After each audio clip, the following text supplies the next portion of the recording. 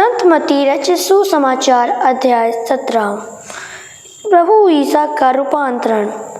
छठे दिन बाद ईसा ने पेतरुस, याकूब और उसके भाई योहन को अपने साथ ले लिया और वे उन्हें एक ऊंचे पहाड़ पर एकांत में ले चले। उनके सामने ही ईसा का रूपांतरण हो गया।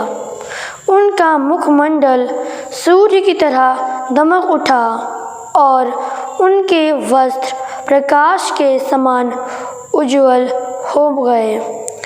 शिष्यों को मूसा और एलियस उनके साथ बातचीत करते दिखाई दिए। तब पेतरुस ने ईसा से कहा, प्रभु, यहाँ होना हमारे लिए कितना अच्छा है। आप चाहें तो मैं यहाँ 3 तंबू खड़ा कर दूँगा, एक आपके लिए, एक मूसा के लिए और एक एलियस के लिए। वह बोल ही रहा था कि उन पर एक चमकीला बादल छा गया और उस बादल में से यह वाणी सुनाई पड़ी, यह मेरा प्रिय पुत्र है, मैं इस पर अत्यंत प्रसन्न हूँ, इसकी सुनो। यह वाणी सुनकर वे मुँह के बल गिर पड़े और बहुत ही डर गए। तब ईसा ने पास आकर उनका स्पर्श किया और कहा, उठो, डरो मत। उन्होंने आंखें ऊपर उठाईं तो उन्हें ईसा के सिवा और कोई नहीं दिखाई पड़ा। एलियस की समस्या। ईसा ने पहाड़ से उतरते समय उन्हें यह आदेश दिया, जब तक मानव पुत्र मृतकों में से ना जी उठे, तब तक तुम लोग किसी से भी इस दर्शन की चर्चा नहीं करोगे। इस पर उनके शिष्यों ने उनसे पूछा, शास्त्री यह क्यों कहते हैं कि पहले एलियस को आना है? ईसा ने उत्तर दिया, एलियस अवश्य सब कुछ ठीक करने आएगा, परंतु मैं तुम लोगों से कहता हूँ, एलियस आ चुका है। उन्होंने उसे नहीं पहचाना और उसके साथ मनमाना व्यवहार किया। उसी तरह मानव पुत्र भी उनके हाथों दुख उठाएगा। तब वे समझ गए कि ईसा यूहन्ना बपतिस्मा के विषय में कह रहे हैं। अद्भुतग्रस्त लड़का। जब वे जनसमूह के पास पहुँचे तो एक मनुष्य आया और ईसा के सामने घुटने टेक कर बोला, प्रभु, मेरे बेटे पर दया कीजिए।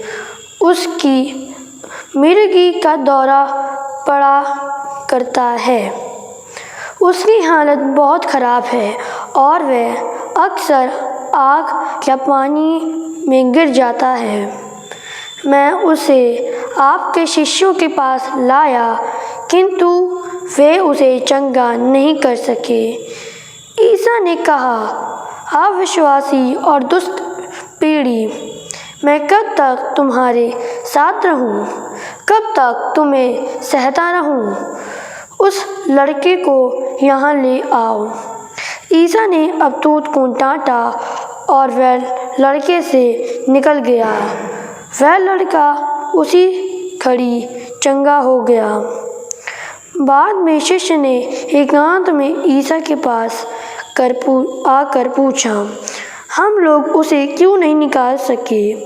ईसा ने उनसे कहा, अपने विश्वास की कमी के कारण मैं तुमसे यह कहता हूँ, यदि तुम्हारा विश्वास राई के दाने के बराबर भी हो और तुम इस पहाड़ को से यह कहो, यहाँ से वहाँ तक हट जा, तो यह हट जाएगा और तुम्हारे लिए कुछ भी असंभव नहीं होगा।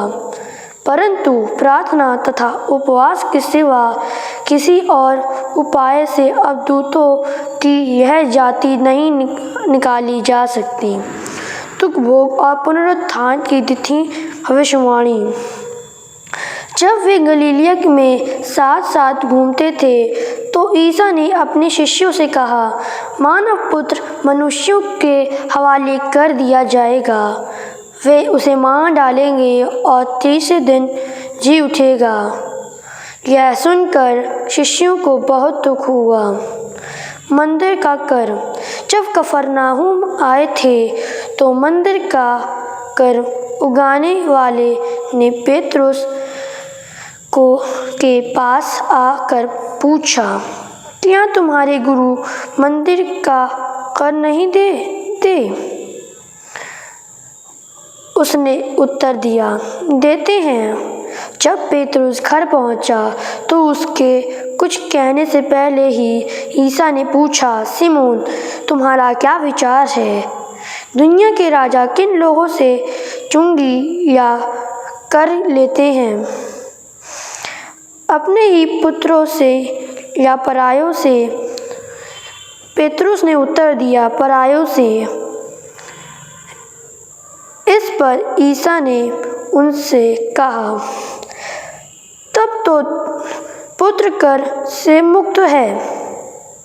फिर भी हम उन लोगों को बुरा उदाहरण नहीं दें, इसलिए तुम समुद्र के किनारे जाकर बंसी डालो। जो मछली पहले फंसेगी उसे पकड़ लेना और उसका मुंह खोल देना। उसमें तुम्हें एक सिक्का मिलेगा, उससे ले लेना और मेरे तथा अपने लिए उनको दे देना।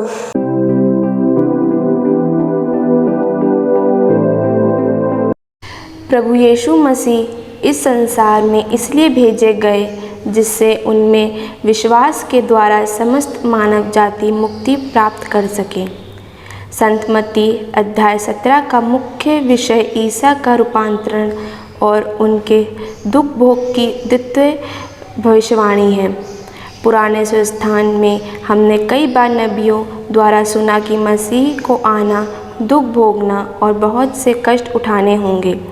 इस अध्याय में क्रिस्त स्वयं ये भविष्यवाणी करते हैं कि मानव पुत्र मनुष्यों के हवाले कर दिए जाएगा, वह उसे मार डालेंगे और वह तीसरे दिन जी उठेगा।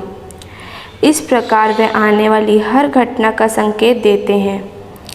हम प्रार्थना करें जिससे हम उनके दुख भोग में उनके साथ रहें और हर प्रकार की पाप की दास्तां से दूर रहें। आमीन।